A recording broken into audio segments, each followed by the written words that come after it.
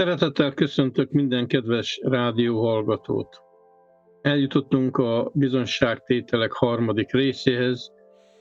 amit ismét Laci életéből fogunk majd meríteni. Üdvözöllek, Laci, és örülök, hogy egy újabb részét az életednek tudod majd megosztani velünk, ahol el tudsz mondani bizonyságokat, hogy Isten mi módon vezette a ti életeteket, a te életedet. Az utolsó bizonyságtételed arról szólt, és ott fejeztük be, hogy volt az a mennyei elragadtatás, az az élmény, ami egy fantasztikus átélés lehetett, és volt is. És innen szeretném ennél a ponttól fogva szeretném folytatni a kérdést, és az első kérdésem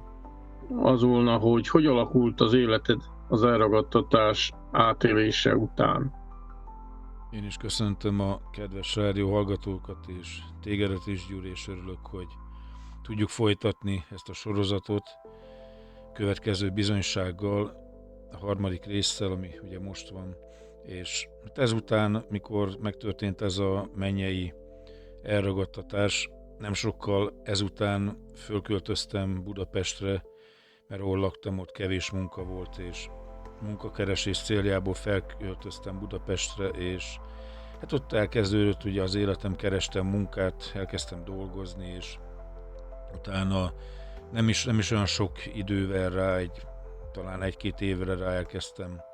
megismerkedni egy lánnyal, aki később a feleségem is lett. Ugye megnősültem, és akkor utána még a esküvő évében, mikor megvolt az esküvő, nem sokra rá, egy fél évre jött az első gyerek, és akkor utána még jött 3, tehát összesen 4 gyerekem van, 4 fiam van, és ugye ezzel teltek a dolgaim, illetve a mindennapjaim, hogy ugye család, gyereknevelés, születés, mert hát ugye születtek egymás után, és gyakorlatilag ebből állt utána ki az életem. Mellette ugyanúgy dolgoztam, a feleségem otthon volt a gyerekekkel, és hát próbáltuk a életnek a különböző dolgait megélni, megoldani, ha úgy tudtuk. A hívő életed mutatott egyfajta növekedést, voltak egy újabb szellemi átélések, itt nem is annyira az elragadtatásra gondolok, mert ugye, hogy már az előző részben megemlítettük, hogy hát ez nem adatik mindenkinek, és ha valakinek adatik is, az nem olyan sűrűn történik az emberrel, de hogy ezt leszámítva volt-e valamilyen szellemi megtapasztalásod, növekedés az életedbe, vagy pedig egy stagnálás szakaszába léptél? Ezután a igen nagy bizonyság után, ugye, hogy én Budapestre felköltöztem, a munka mellett ugyanúgy elkezdtem járni istentiszteletre vasárnaponként, és ugye miután megnősültem, utána is jártunk, illetve a gyerekek mikor születtek, akkor is szintén hordtuk őket rendszeresen, és hát én nekem a hitéletem az függetlenül attól, hogy milyen elragadtatásból volt részem, egy idő után kezdtem azt érezni, hogy teljesen ellaposodott. És nem azért, mert nem hittem, hanem egyszerűen ahhoz fogható elragadtatás, vagy akármilyen szellemi dolog, ilyen nagyobb szellemi dolog, átélés, vagy bármi nem nagyon történt az életembe. Az, hogy mit tudom én, az Isten szólt volna hozzám, akár így, akár úgy, az igén keresztül, vagy pedig a szívemhez, hát ilyet meg nem is éltem nagyon át. Az volt a legnagyobb dolog, amit átéltem az életembe, amikor a mennyben járhattam. Akkor erre talán mondhatnánk azt is, hogy egyfajta vallásos szakaszába lépett az életed, ahol nem tagadtad meg Istent, de viszont nem voltak újabb megtapasztalásaid, és az életednek a folyását nem tapasztaltad volna meg, hogy Isten irányítása alatt folytatod. Hát igen, valahogy úgy, hogy olyan minden ellaposodott. Tehát imádkoztam, meg hittem, hogy van az Isten, de azon kívül, hogy eljártam Isten tiszteletre, olyan különösebb dolog szellemi szinten a így a szellemi életemben nem történt, hogy akármilyen is a legkisebb szellemi megtapasztalás sem éltem át onnantól fogva, vagy ezek után már az Istennel, úgyhogy az volt teljesen a legnagyobb az életemben, és utána ez így ellaposodott, olyan hétköznapibbá vált a hívő életem, úgyhogy ellaposodott teljesen. Igen. Szerintem azért fontos ezt így kihangsúlyozni, vagy erről beszélni, mert meggyőződésem, hiszen a saját életemben is éltem át ilyen szakaszokat, hogy nagyon sok ember átél egy ilyen fajta életmegtapasztalást, amikor a kezdeti megtérés után, ami egy fantasztikus átélése Isten jelenlétének, kezd megtapasztalni egyfajta laposodást, egyfajta megszokást, hogy már megszokásból imádkozik, megszokásból olvassa az igét, talán még megszokásból jár a gyülekezetbe is, és az életbe jövő problémákra és gondokra valahogy ilyenkor már nem is az Isten igéjéből keressük a megoldást. Nálad ez hogy volt, amikor próbáltad a gondokat és a kihívásokat megoldani, milyen megoldásokat kerestél, és tudnál említeni egy olyan esetet, ami akkor éppen foglalkoztatott? Ugye, hogyha még imádkoztam is bármiért, hogy Isten segítsen megoldani, úgy igazából semmi választ nem láttam, hogy történt volna így szellemi területen, tehát nem nagyon történt semmi, de ugye azért emberileg is gondolkoztam azon, hogy hát valamit azért csinálni kellene, és ugye a gyerekeimnek szerettem volna egy sokkal jobb lehetőséget, vagy akár szebb, vagy jobb jövőt, vagy iskola szempontjából jobb iskola lehetőséget biztosítani, hát mint amit például én elvégeztem, hogy jobb körülmények között tudjanak majd élni, akár dolgozni, vagy lakni is, és egyszerűen próbáltam ezeket a gondokat, problémákat is úgy megoldani, mint mindenki más, de így szellemi szinten semmi ilyen áttörés, vagy bármi nem jött ezzel kapcsolatban, úgyhogy egy idő után elkezdtünk azon gondolkozni, hogy hát el kellene menni külföldre, és akkor ott kipróbálni esetleg, hogy hát ha ott sikerül, hát ha ott az a vágy, amit a gyerekeinknek, vagy a gyerekeimnek szeretnék adni, vagy biztosítani, amit ott nem tudtam Magyarországon, vagy nem láttam esélyt, az külföldön esetleg hát, hogyha összejön. Tudtátok, hogy milyen úgymond fába vágjátok a fejszéteket, mikor eldöntöttétek, hogy akkor külföldre mentek, és ott próbáljátok az életeteket folytatni? Hát, ahogy ezt beszélgettük, hogy hát el kellene menni külföldre, egyszerűen eljött egyszer egy olyan pillanat, hogy a feleségem ment ki először, aztán kimentem én, majd egyszer együtt visszajöttünk Magyarországra, illetve visszamentünk Magyarországra, és aztán megfogtuk a 4 gyereket, és kivittük magunkat, tehát abszolút semmi ismeretünk nem volt, hogy mi van kint, hogy van, milyen élet van ott, vagy hogy egyáltalán nem is lebegett az a szemünk előtt, hogy ott mennyit tudnánk keresni, vagy hogy ott mennyit lehetne keresni, bár a célunk az volt, hogy a gyerekeknek jobb jövőt, lehetőséget tudjunk biztosítani, de semmit nem tudtunk, tehát nem terveztünk semmit előre, nulla nyelvtudással, kevés pénzzel, amink volt, pár bőröndel nekivágtunk, és egyszerűen csak mentünk,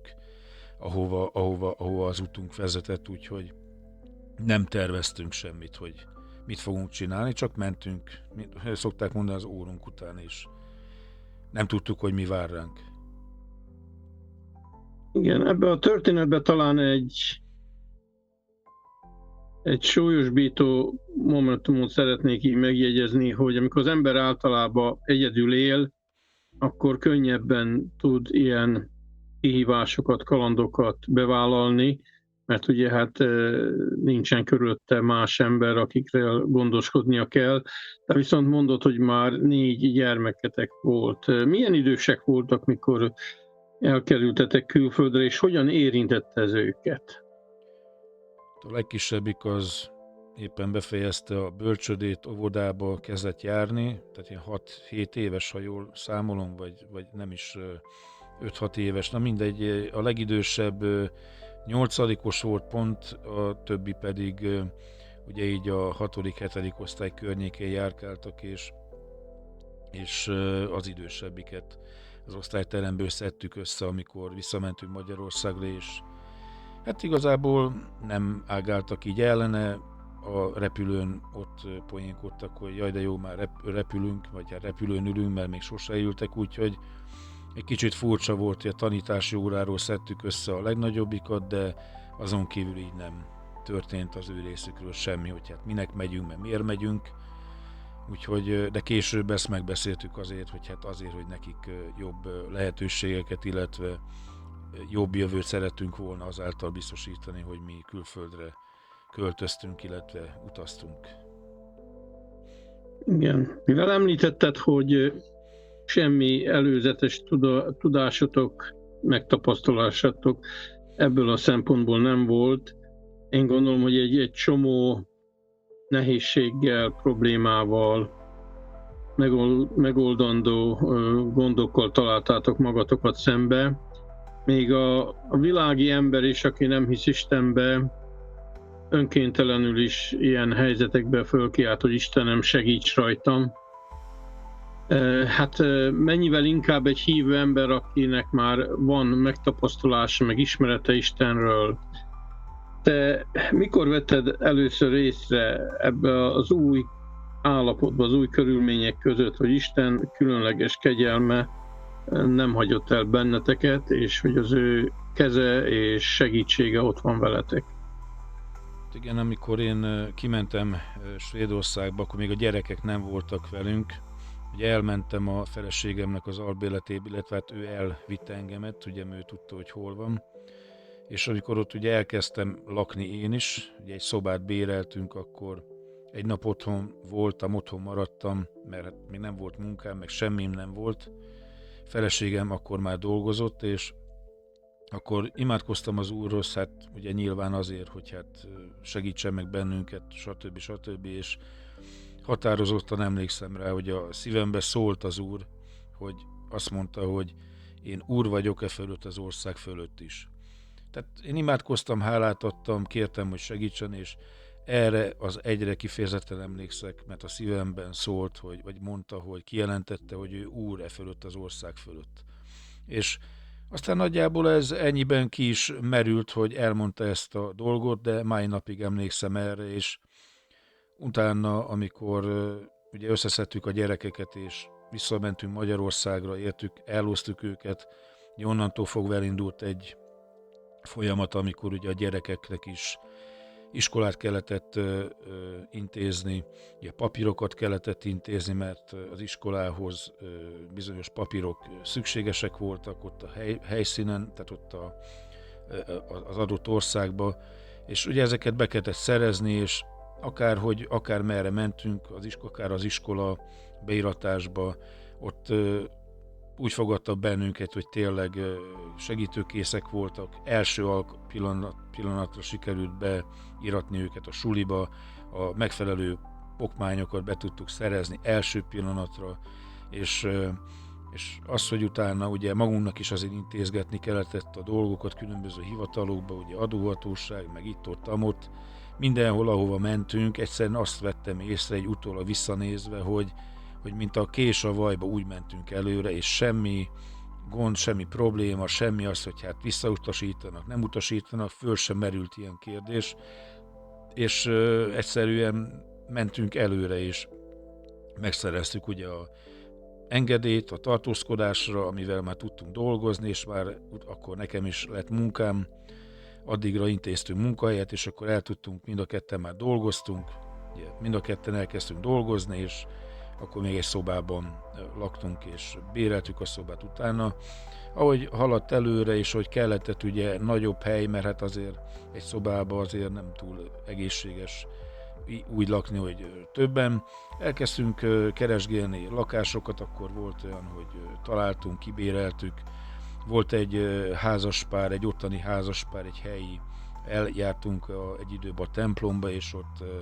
ott láttak bennünket, fogadtak bennünket szeretettel, nem ismertük őket, akkor láttuk életünkben először őket, és minden áldott nap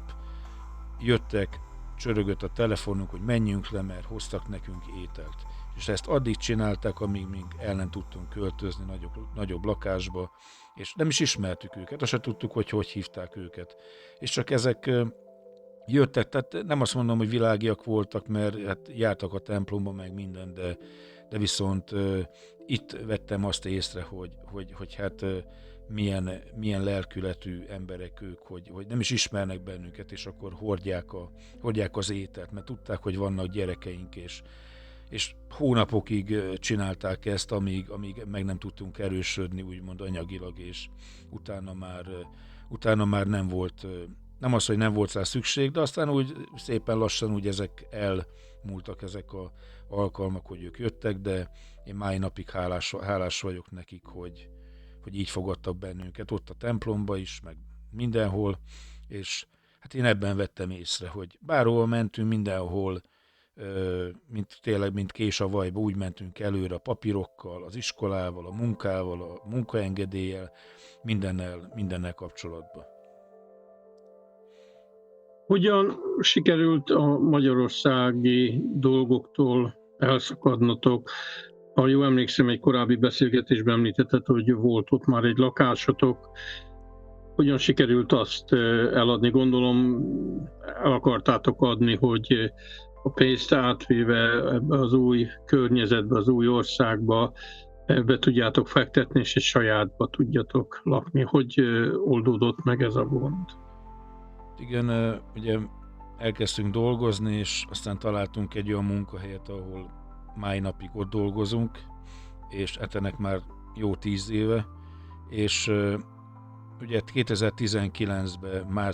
február-márciusban jött az a gondolat, hogy hát el kellene adni, mert így visszanézve oda is fizetni, meg itt, ahol ugye lakunk ebbe az országba, ide is fizetni kétfele már kicsit terhes volt,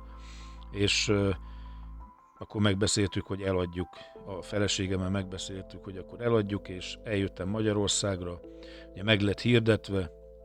és akkor, hát ez volt ilyen márciusban került ki, hogy akkor hirdetve van a lakás, és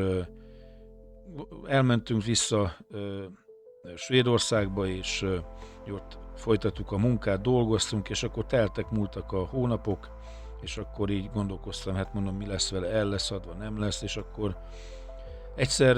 imádkoztam az Úrhoz, hogy mondom, Uram, csak add meg azt, hogy legalább ebbe az évbe, mármint 2019-ben el tudjuk adni a lakást. És ez volt körülbelül olyan nyáron, amikor ez történt, és augusztus, szeptemberben kaptam egy telefont, hogy van egy vevő, aki meg szeretné venni a lakást, és készpénzzel fizetne. És akkor teljesen ledöbbentem, és mondtam, hogy hát először azt mondtam, hogy hát mondjuk hagyjuk, nem érdekel engem, de utána valamiért mégis rávetődtem arra, hogy hát azért lehet, hogy több esély nem lesz rá, lehet ez az egyetlen és az utolsó. Úgyhogy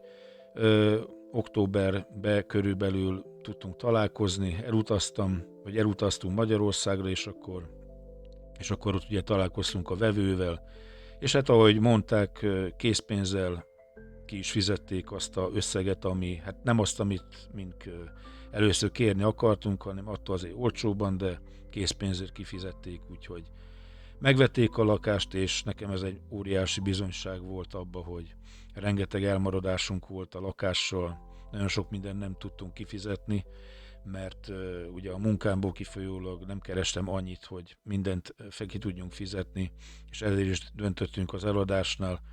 és mindent hála Istennek ki tudtunk ezáltal fizetni, és egyszerűen ez nekem egy akkora bizonyság volt, hogy mikor Magyarországon voltam, nekem nagyon nyomta a fejemet, hogy tudnék ebből kijönni, megszabadulni ebből az adósságcsapdából. Egyszerűen akkor ezt az Úr megoldotta. És nekem ez egy nagyon nagy bizonyság volt akkor. És akkor ugye utána elintéztünk minden dolgot, minden papírt, mindenki lett fizetve, és akkor ugye eljöttünk ide vissza Svédországba, és most már ott ugye nincsen lakás, illetve nincsen semmi ehhez hasonló dolog. Igen. Hát nagyon szépen köszönjük a bizonyságodat, Laci, és az én számomra egy nagyon erős megerősítése volt ez annak az isteni kinyilatkoztatásnak, hogy ő, ami nem is vagyunk hülyek hozzá folytonosan, ő annak ellenére hűséges hozzánk, és soha el nem hagy bennünket. És jó hallani ilyen bizonyságokat, hogy amik tényleg az életből jönnek, hogy nem azt mondjuk, hogy a mi életünk egy tökéletes felfelé való menetelés Istennel, hanem sajnos vannak itten hullámvölgyek is, vannak, amikor kicsikét alább hagyunk, van, amikor egy ilyen vallásos időszaka lesz az életünknek. Sajnos én is megtapasztaltam az én életemben ilyen szakaszokat, de ezek a bizonyságok azért jók, amit te is most itt elmondtál, hogy ha mi nem is foglalkozunk Istennel, ő továbbra sem mond le a mi felünkről, és ő továbbra is azt akarja, hogy közelebb kerüljünk hozzá, és hogy a mi életünk minden napjának a részesévé váljon, és hogy az életünk ne legyen egy ilyen kettőség, hogy egyrészt ismerjük őt, és eljárunk gyülekezetbe, eljárunk templomba, még imádkozunk is, és a Bibliát is olvassuk, de van egy nagy szakadék a mi hitéletünk és a mindennapi életek között. Hanem Isten azt akarja, hogy a kereszténység, az, hogy őt megismertük, az minden napjainknak a valós része legyen. És azért jó ez a bizonyság, megint csak azt tudom mondani, hogy te is bizonyítod azt, hogy tényleg Isten megtalálja módját annak, hogy fölébresszen bennünket, hogy azt a kis szúnyókáló parazsat, ami bennünk van, az fölé lesz. És van is egy ilyen ige, hogy ő nem oltsa ki a pislákoló mécsest, és a megtörött nátszálat nem töri el, hanem a mécsest lángra lobbantja, a megrepett nátszálat pedig bekötözi és meggyógyítsa. És ezt kívánjuk minden kedves rádióhallgatónak, hogyha ne talán ilyen életszakaszba került ő is, hogy volt megtapasztalása Istennel, de hogy az élet kicsikét elvitte őt Isten jelenlététől, és talán már azon is gondolkozik, hogy valójában létezik-e Isten, valójában van-e közünk Istenhez, és Istennek van-e köze hozzánk. Én szeretnélek bátorítani benneteket, hogy ahogy látjuk azt, hogy Laci életébe Isten nem lépett onnan ki, hanem megtalált azt a módot, ahogy ismét közelebb tudja vonzani Lacit ő hozzá, és majd lesz még egy bizonyság a Lacinak egy következő alkalommal, ahol ezt a vonzást, ezt az isteni lépést felé ezt még jobban majd ki fogja fejteni, és elmondja majd, hogy hogyan tudott ez az isteni vonzás kiteljesedni az ő életébe, és hogyan tudott ismét lábra állni. Én nagyon szépen köszönöm még egyszer, Laci, ezt a te bizonyságodat, és én kívánom, hogy az az út, amit elkezdtél az Úrral járni, azt továbbra is folytassad, és minél kevesebb ilyen hullámvölgyel, és minél több bizonysággal. A kedves rádióhallgatóknak pedig azt kívánom, hogy ők is tapasztalják meg azt, hogy Isten a mindennapok Isten akar lenni, nem csak a vasárnapok Istene.